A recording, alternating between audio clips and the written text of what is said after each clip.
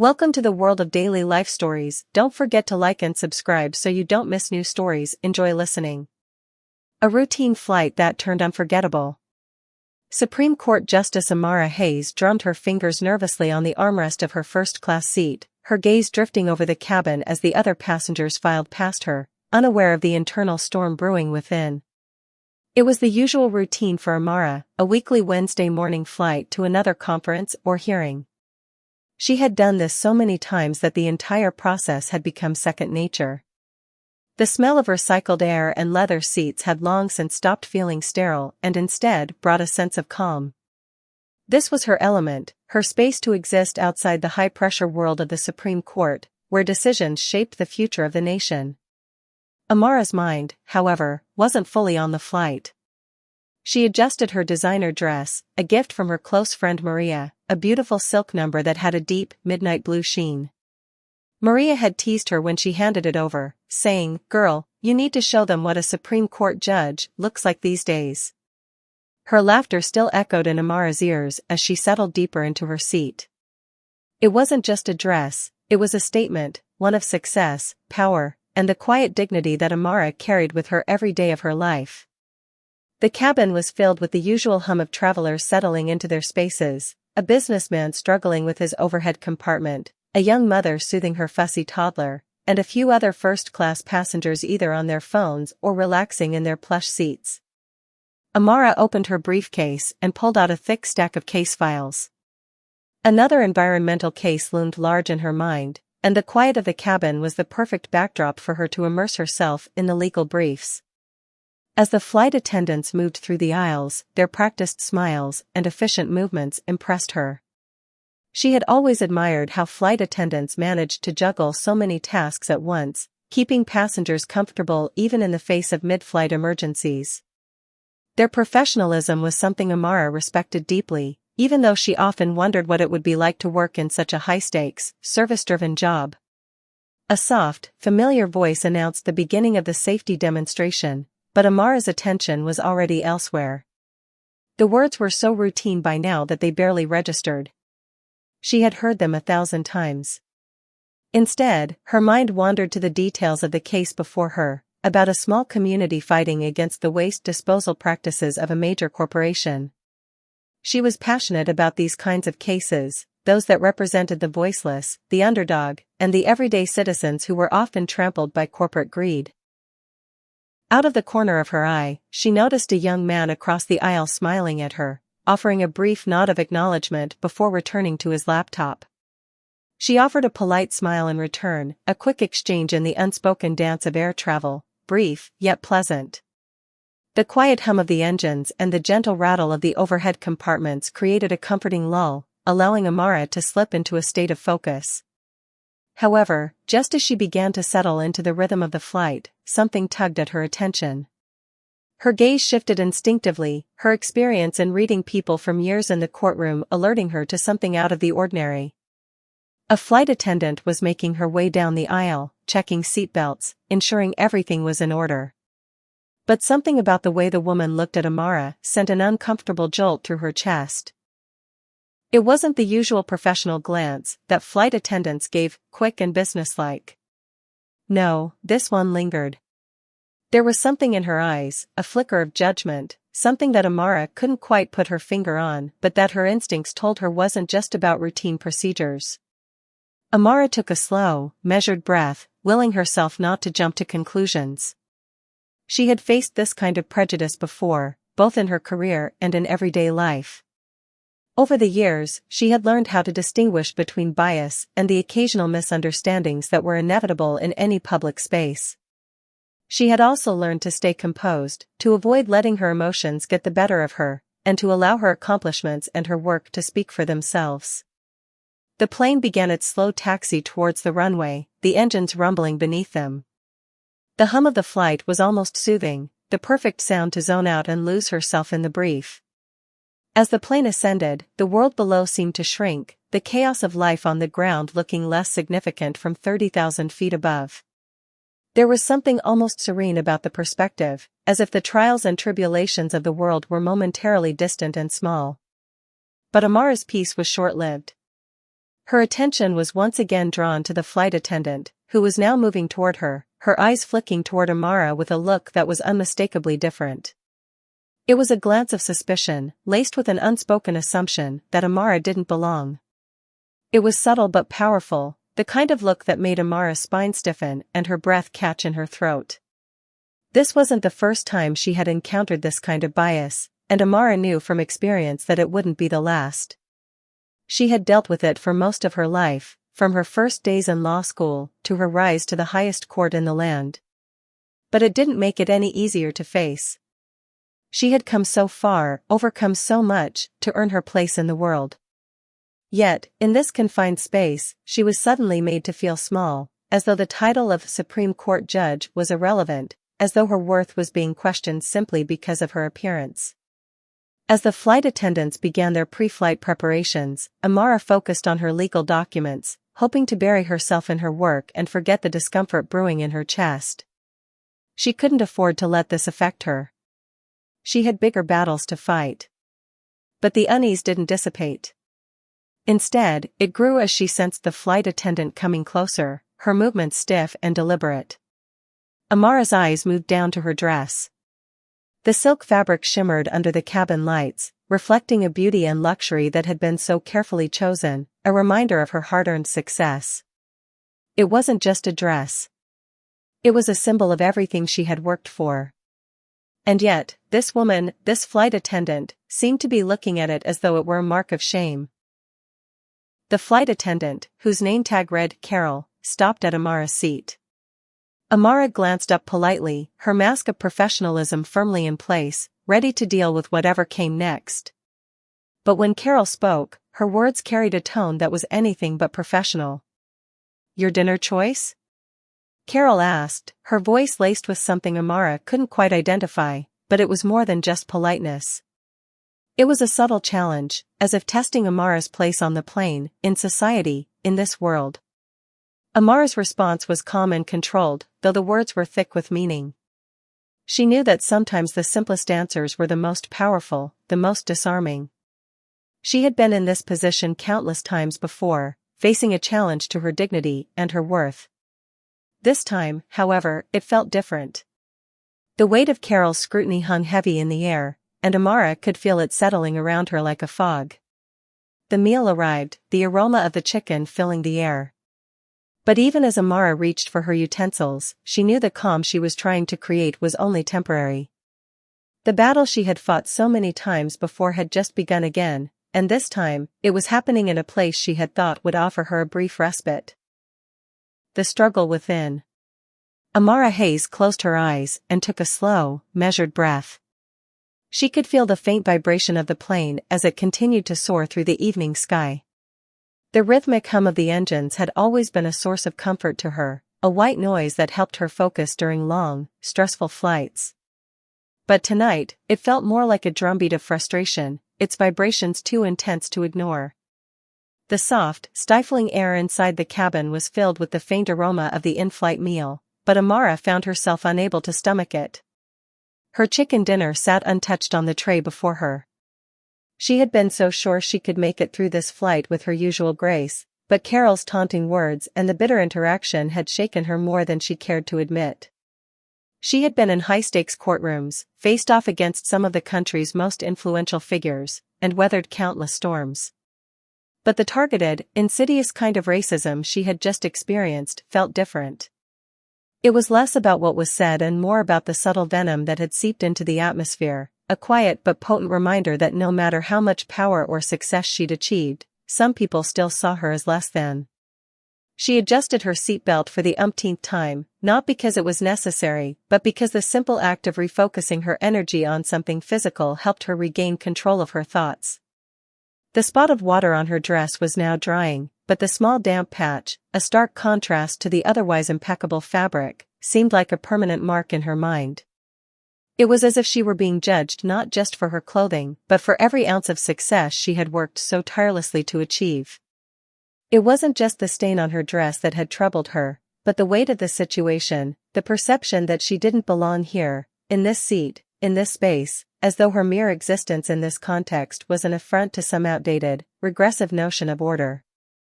Her mind began to wander to her journey, the years of hard work that had gotten her here.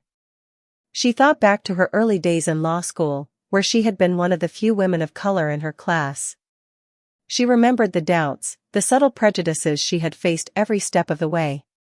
There were the professors who raised an eyebrow when she raised her hand, the classmates who spoke over her ideas in study sessions, dismissing them as if they were inconsequential.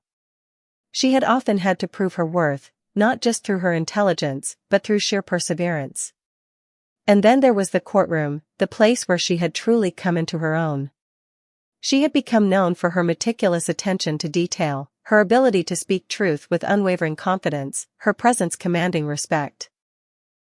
Her ascent to the Supreme Court had been a moment of validation, not just for her own dedication but for the generations of Black women who had come before her, whose dreams had seemed impossible. She had worked tirelessly to dismantle systemic injustice, to ensure that the voices of the marginalized were not just heard but amplified. Yet, it wasn't just the weight of her role that had made her resilient, it was the conviction that she was in the right, that she had a responsibility to fight not just for herself, but for the countless others who had never had the chance to sit in a seat of power. Now, here she was, sitting in this narrow, artificial space, the boundaries of her power seeming to vanish as quickly as the miles stretched beneath them. There was no courtroom here, no case to argue, no jury to sway. There was just Amara Hayes, Supreme Court Justice, a Black woman in an expensive dress, trying to navigate a world that still hadn't fully accepted her place within it.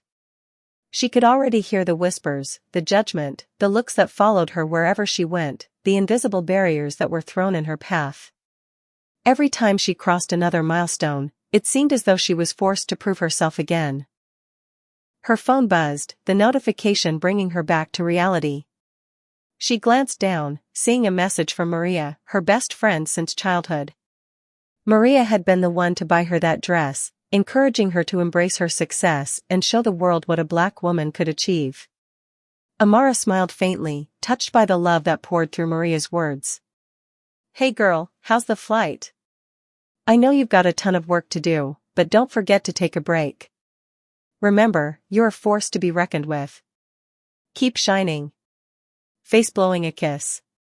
The words, simple as they were, reminded Amara of the support system she had cultivated over the years. Maria had been by her side through the trials and triumphs, reminding her that she was more than her career, more than her title, more than the obstacles she had faced. Sometimes, it took someone from outside her bubble to help her see herself in a new light. As Amara typed out a quick reply, the events of the last few minutes seemed to weigh more heavily on her heart. The way Carol had deliberately bumped her armrest, the condescending tone, the suggestion that her very presence in first class was a mistake, those weren't just random actions. They were part of a broader pattern of microaggressions that Black people, particularly women, had to navigate daily. This was an invisible battle, one fought in the spaces between words and actions, in the lingering stares and the deliberate marginalization. It was exhausting, and Amara had fought that battle for so long that at times, it felt as though it was wearing her down. The woman who had offered her the tissues earlier caught her eye once more, her expression a mix of sympathy and understanding. Amara gave her a small, reassuring nod, the faintest trace of gratitude in her gaze. It was a momentary connection, one of the few real moments of human interaction that had come from this uncomfortable exchange. The kindness from a stranger felt almost out of place in a situation that seemed designed to remind her of her place in the world. "Are you okay?" The young woman from a few rows ahead mouthed again, her brow furrowed with concern. Amara offered her a tight smile, nodding once more. It wasn't much, but it was enough. The gesture reminded her of why she continued to fight. For the future generations, for the women of color who would one day stand where she stood, for the ones whose stories had been ignored for too long. It wasn't just about her personal dignity, it was about creating space, even in places where it seemed impossible. As the flight progressed, the tension in Amara's shoulders slowly began to ease, but her thoughts remained on the flight attendant and her actions. Amara had always believed in the power of forgiveness, the idea that the best way to combat ignorance was through grace and understanding. But tonight, forgiveness felt distant. She wanted to respond, to stand up and challenge Carol in front of the other passengers. She wanted to make a scene, to force everyone in the cabin to confront the bias that had been exposed so openly. But deep down, she knew that would only give Carol the satisfaction of a confrontation, and she was better than that. She had worked too hard to let one woman's prejudice undermine everything she had achieved. Instead, Amara returned to her tablet, once again immersing herself in the legal case before her.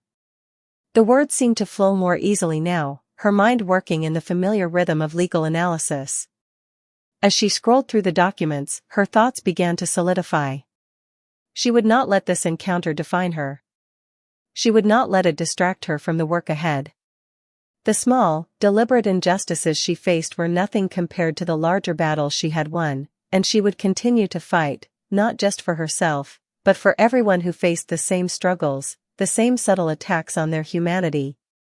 As the plane continued its steady ascent through the skies, Amara Hayes sat back in her seat, her resolve solidifying.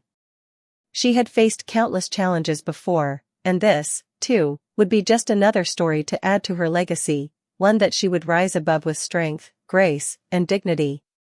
Because after all, this was her world now. And she would continue to shape it, no matter how many people tried to hold her back. Rising above the storm. As the hours stretched on, the rhythmic hum of the plane's engines began to soothe Amara. The restless flutter of her thoughts had quieted, and the faint tension in her chest was starting to subside. The cabin lights dimmed, signaling the transition to night.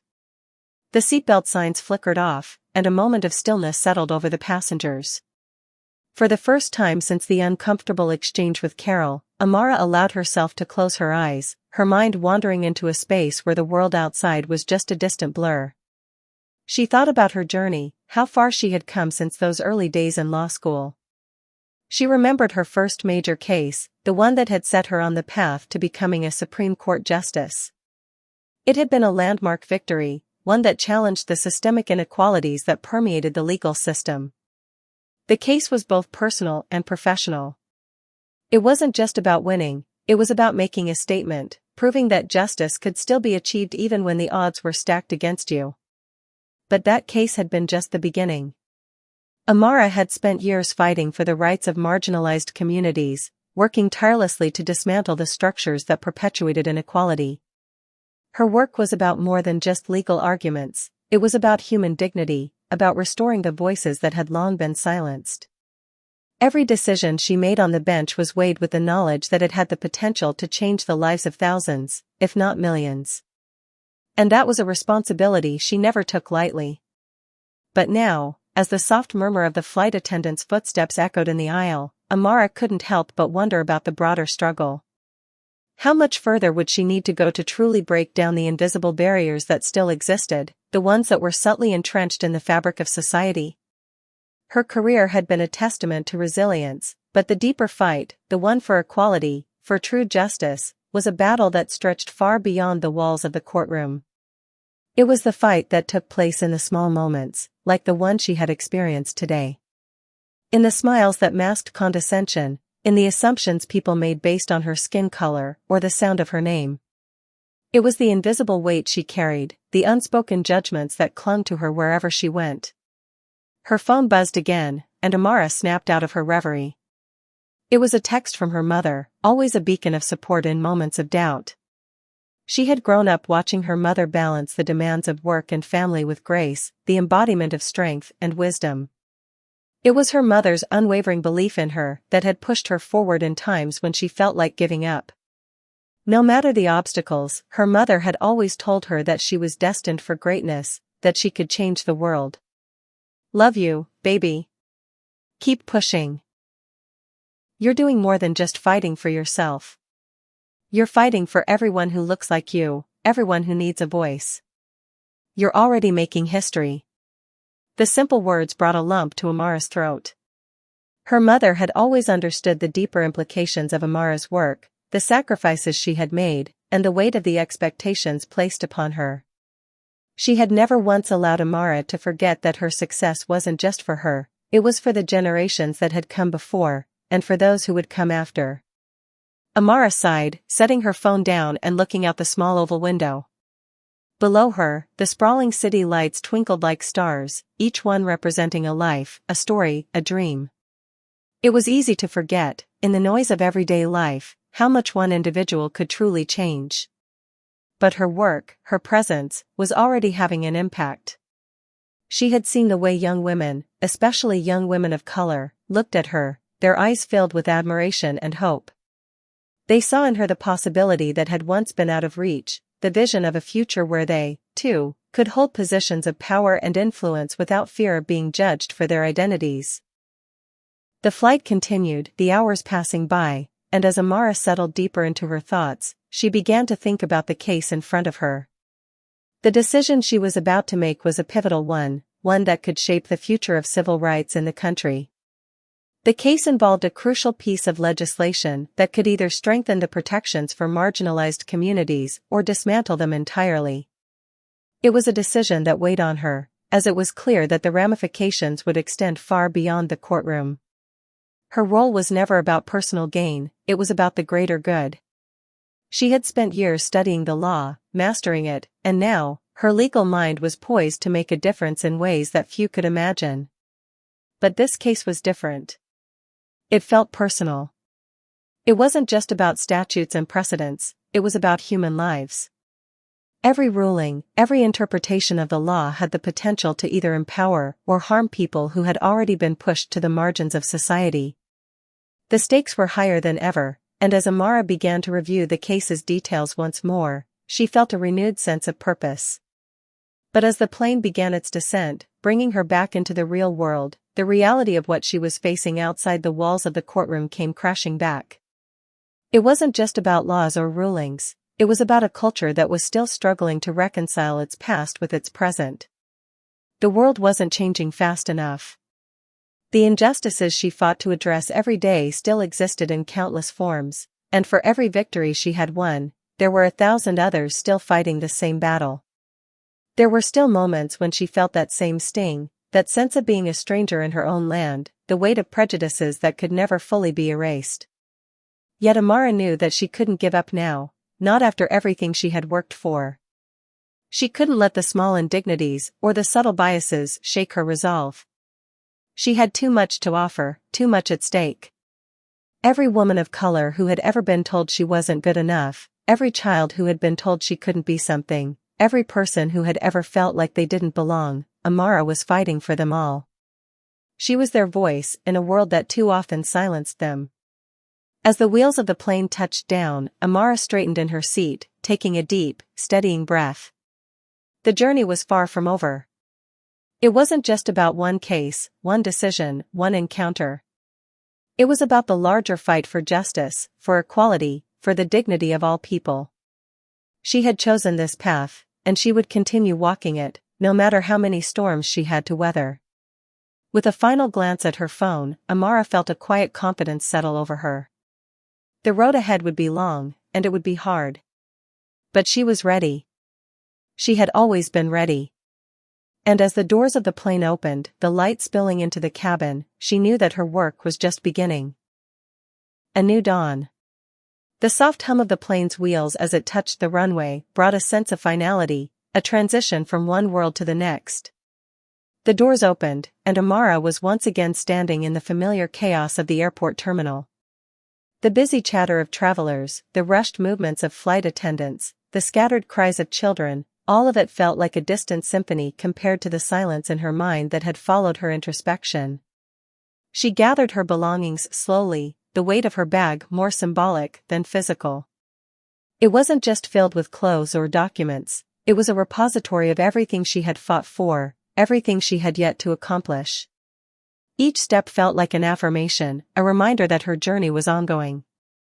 There were no shortcuts in the work she had chosen, no simple answers in the complexities of systemic change.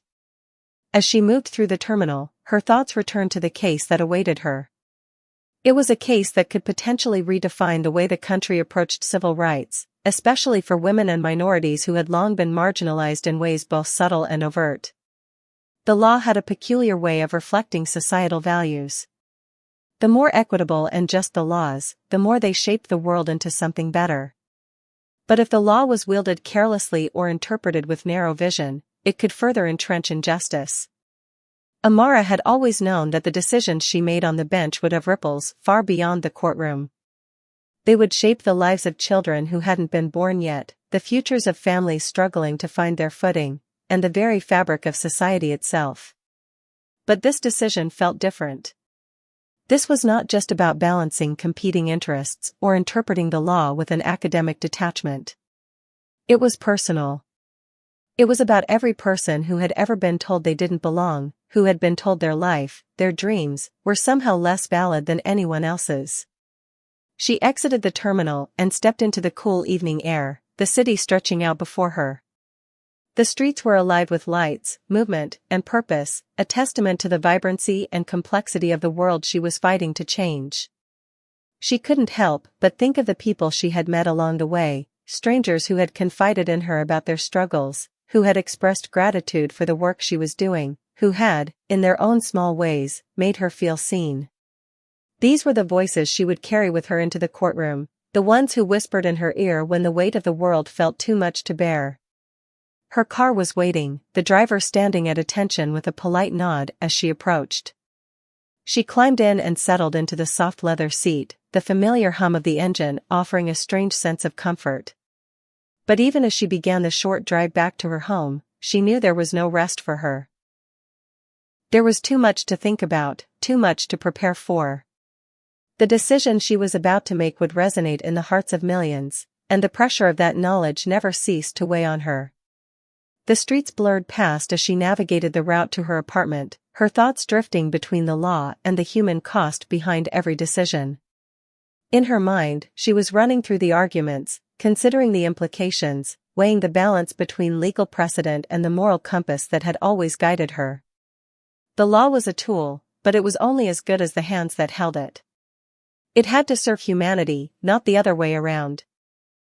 When she arrived at her apartment, the night had deepened, the quiet streets reflecting the stillness of the world around her. She entered her apartment and locked the door behind her, a familiar routine that always provided a sense of sanctuary. She set her bag down, her gaze falling on the framed photo on the wall of her mother and her when she was young, both smiling in front of the old family home. Her mother had been her rock, the one who had always believed in her, even when the world seemed determined to cast doubt on her abilities. Amara took a moment, staring at the photo, her chest tight with gratitude. She had never been alone in her journey, even during those moments when the world had seemed to isolate her.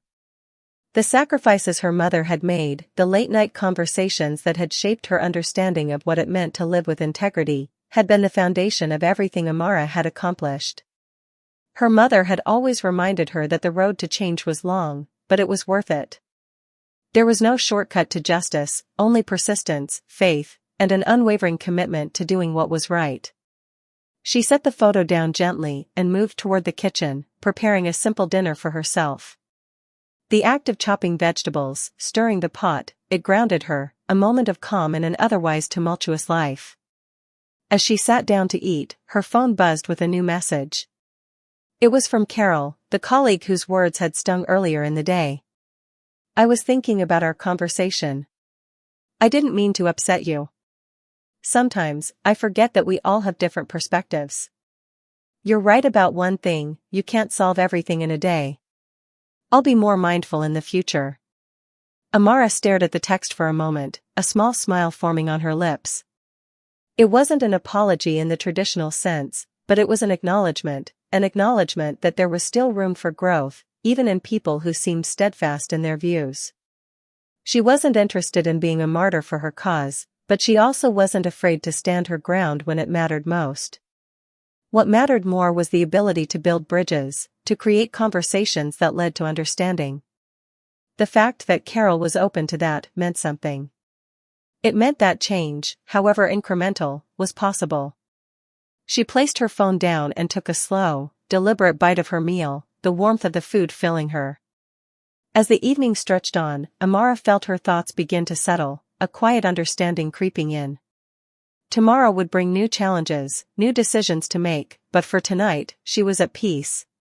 She rose from the table and moved toward her study, where the case materials for the upcoming hearing were waiting. but for a brief moment, she let herself be still.